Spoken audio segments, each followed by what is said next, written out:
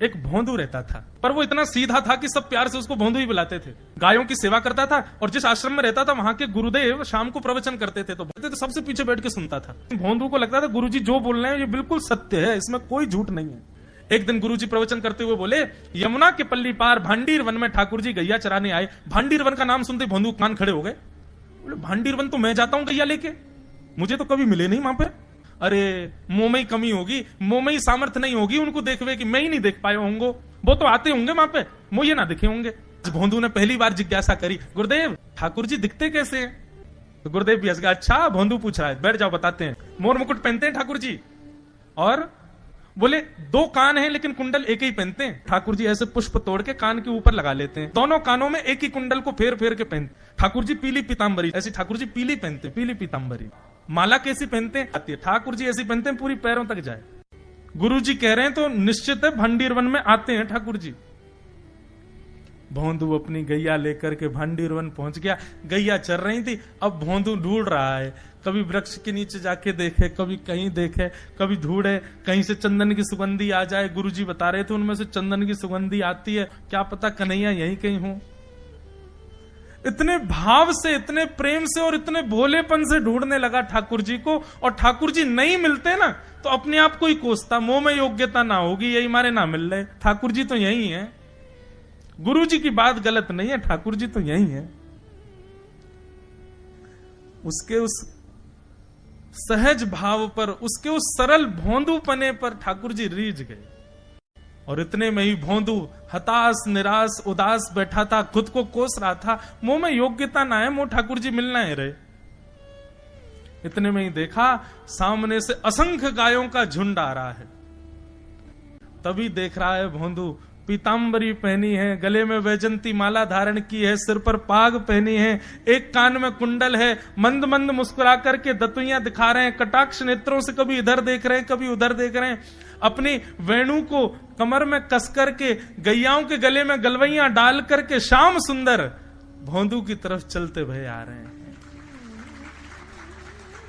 ये दृश्य देख करके हाथ पांव कांपने लगे भोंदू के। उसको लगा मेरे पास तो आएंगे ही नहीं है, वहीं से मुड़ जाएंगे, अब मैं उनके पास जाके उनको असहज नहीं करूंगा, यहीं से देख लूं, यहीं से प्रणाम कर लूं। लेकिन जैसे जैसे प्रणाम करके ऊपर देखता ठाकुर जी और पास आ रहे हैं, और पास आ रहे हैं, और पास आ रहे हैं। जैसे ही ठाकुर जी आकर के बैठे, भोंदू के पास शब्द नहीं है, हाथ पैर कंपित हो रहे हैं, उसको सूझ ही नहीं रहा करूं क्या मैं, इनके लिए क्या बिछाऊं, कहां बैठाऊं। ठाकुर जी ने अपने आप ही भोंदू के गले में हाथ डाली, अरे तेरा नाम कहा है? जैसे ही ठाकुर जी ने नाम पूछा, भोंदू अपना ही नाम भूल गया, बोले मुझे याद ही नहीं मेरा नाम क्या है, पर प्रेम से सब लोग मुझे भोंदू बुलाते हैं। अब तो भोंदू नाम सुनते ही ठाकुर जी ताली दे दे के हंसने लगे, तेरा नाम भोंदू है? बोले हाँ मेरा नाम भोंदू है। और ठाकुर जी आपको अच्छा लगो? बोले हाँ बहुत अच्छा लगो। आपको नाम कहा है? ठाकुर जी बोले तुम वो ना जाने? बोले जानू तो ना हूं, लेकिन गुरुजी ने जैसा रूप बताया वैसा ही है आपको, तो आप कहीं नंद नंदन तो नहीं हो? ठाकुर जी बोले हाँ मैं नंद नंदन नहीं हूं, यशोदा जी को लाला, नंद जी को लाला। भोंदू बोलो जय हो भगवान, आज आपके दर्शन है गए। गुरु जी और सब बालकन को तो आप शायद रोज ही मिलते होंगे, लेकिन मैं ही अभागो, मोकू आप आज ही मिले हो। ठाकुर जी बोले अब चल बात मत बनावे, जल्दी कछु खवा, मुंह को भूख लग रही है। भोंदू एक कपड़े में रोटी बांध के उसमें मिर्च और गुड़ रख करके लेके गया। 2 रोटी थी। भोंदू ने जैसे खोली, एक रोटी ठाकुर जी के सामने धर दी, एक अपने पास रख ली, बोले मैं भी तो खाऊंगा। ठाकुर जी ने बढ़िया रोटी ऐसे घुमाई और प्रेम से गुड़ खामे और रोटी पान लगे प्रेम से, और ठाकुर जी तो चप चप करके नेक देर में पा गए। भोंदू तो भूल ही गयो, मुंह खानो भी हो, ठाकुर जी को ही देख रहा है। ठाकुर जी बोले और जोर की भूख लगी, ला अपनी रोटी दे दे। भोंदू बोलो मुंह को भी भूख लगी है। बोले अच्छा चल आधी आधी खा ले, या मैं ते आधी तू खा ले आधी मैं खा लूं, दोनों खा लिए। कल ते नेक्स्ट से ज्यादा सी रोटी ले आइयो, भूख ज्यादा लगे, और सुन यही समय आइयो, मिलूंगा कल भी तोते। ठाकुर जी अपने मार्ग पर चले गए। भोंदू इतना प्रसन्न है, बोले आज मुझको ठाकुर जी मिल गए। गुरुदेव के प्रवचन का समय हो गया, भोंदू पीछे जाके बैठ गया, अपने गुरुदेव को प्रणाम करे, इनकी कृपा से ठाकुर जी मिले। उसने किसी को नहीं बताया, उसको लगा सबको ही मिलते हैं भगवान, मुझे ही मिले बहुत दिन बाद। दूसरे दिन भोंदू खूब सारी सामग्री रसोई घर में इकट्ठा करके जाने लगा। किसी ने जाके गुरुदेव से कह दिया कि भोंदू बहुत सारी सामग्री ले जा रहा है। गुरुदेव ने जाके कही, भोंदू इतनी सामग्री ले जा रहा हो भैया, वो भंडारो करेगो का? नहीं गुरुजी, भंडारो तो नहीं करूंगा, वो नंद नंदन नाम है, वो यशोदा नंदन मदन मोहन, वो अपनी गैया चरा के आए, कल भी आए, मेरी रोटी खा गए, मैं भूखो ही रहेगो कल। या हमारे ज्यादा सी ले जा रहा हूं, बेचारे बहुत भूखे आए कल, कि उनको पेट भर जाएगा, मैं भी पा लूंगा। या हमारे गुरुजी आज ज्यादा सामग्री ले जा रहा हूं। गुरुदेव ने मन में सोचा, ये बात कोई और कहे तो अविश्वास किया जा सकता है, लेकिन भोंदू झूठ नहीं बोलता।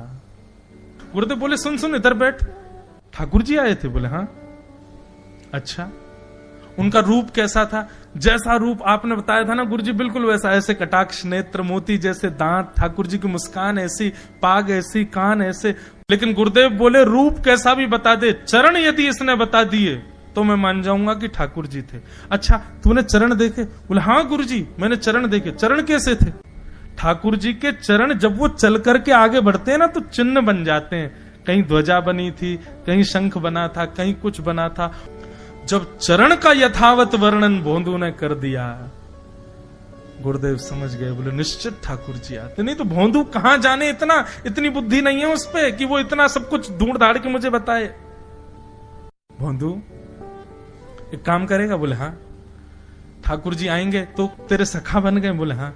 तो उनको लेकर के आश्रम आ जा, यहां पे आ जा। भोंदू बोला कि इतने योग्य बालक हैं, लेकिन ठाकुर जी ने किसी से नहीं कही, मुझसे कही है। अगर मैंने ये काम नहीं किया तो मेरा जीवन व्यर्थ है। भोंदू को लगा ठाकुर जी सबसे ही मिलते हैं, गुरु जी किसी से भी कह के बुलवा लेते, मुझको काम दिया। भोंदू ने तो उसको अपने हृदय में ले लिया, अब ये काम मुझे करना है। बोले गुरुजी मैं वचन दे के जा रहा हूं, ठाकुर जी को मैं लेके आऊंगा। भोंदू वन में चला गया। अब तो उसको मिलने की भी एक्साइटमेंट नहीं है और कोई उसके मन में भाव ही नहीं है, उसको ये है बस ठाकुर जी को मैं ले जाऊं। जाकर के बैठा, ठाकुर जी अपनी गैया चराते भये, बढ़िया सुंदर एक डंडा पर हाथ टांगे भये ठाकुर जी आए। रूप देख करके फिर से भावुक हो गया भोंदू। ठाकुर जी आकर के बैठ गए। बोले चल जल्दी निकाल रोटी, भूख लगी है मुंह को। जय जय, एक प्रार्थना करूं? बोले करो। आप मेरे संग मेरे सखाओ ना आप? बोले हाँ तेरो सखाऊं, तो मेरी बात मानोगे? बोले कहा, आप मेरे संग आश्रम चलो गुरु जी के पास। ठाकुर जी रोटी पाते जा रहे, ठाकुर जी ने अनसुनी कर दी बात। बोले जय जय कछु कहो ना, आप चलोगे ना? ठाकुर जी बोले हम तेरे सखा हैं, तेरे गुरु जी के सखा नहीं है। तू मोते मिल, तू मेरे संग खा, तू मेरे संग रहे, तू कछु कर, तो कुछ सब अधिकार है, लेकिन ये हम गुरु जी ते मिल बातें मिल ये सब हम नहीं करेंगे। हम बस तेरे सखाएं, तो ही जाने और कोई ना जाने। ए जय जय ऐसे मत कहो ना, वे नहीं बताते तो मैं तो आपको देख ही नहीं पाता, मैं तो आपको जानता ही ना हूं। उनने ही तो मुझको बताई कि आप भांडीर बनाते हो, आपका रूप ऐसा है, उनने कृपा करके मुझको आपसे मिलवाए हो, वही हमारी मित्रता के मूल आधार है, उनसे तो मिलवे चलो ना। ठाकुर जी बोले देख ज्यादा जिद मत करे, हमने तो उसे एक बार कह दी हम नहीं जाएंगे नहीं जाएंगे नहीं जाएंगे। लाओ ये मिर्च गुड़ सब दो, ये सब गुरु जी को, ये भी मत खाओ। और सुनो, यदि हमारे गुरु जी से आपको प्रेम नहीं है तो हमको आपसे प्रेम नहीं है। कलते अपनी गैयान को लेके कहीं और चरावे जाओ, होंगे तुम नंदन नंदन अपने गांव के, मेरे गुरुजी के पास नहीं जाओगे। और सुनो, ये मुंह में जो रोटी रखी जाओ को उगल ले आओ, ये भी गुरुजी की रसोई में बनी है, हमारे गुरुजी से नहीं मिलेंगे। ठाकुर जी बोले अरे भोंदू ने रुक तो नहीं, नहीं नहीं अब तो मैं सुनूंगा ही नहीं, आपने ऐसे कैसे कह दी नहीं जाएंगे, 3 बार नहीं जाएंगे नहीं जाएंगे।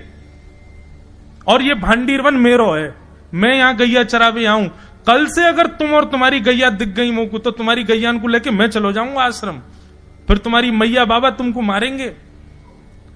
ठाकुर जी बोले अरे भोंदू इतना नाराज?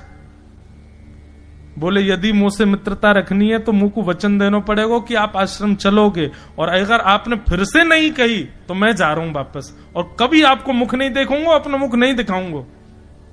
ठाकुर जी बोले इस मुख को देखने के लिए या संग के लिए लोग पता हो तो कितनी तपस्या करें। बोले जो तपस्या करें उनको मुबारक तुम, मोको ना चाहिए, मो ना मिलनो तुमते, मो कोई गरज ना पड़ रही तुमते, आज तक नहीं मिले, कल ही तो मिले हो मोते, और वो भी गुरुदेव की कृपा से मिले हो, जाओ मत मिलियो, मोए ना चाहिए तुम।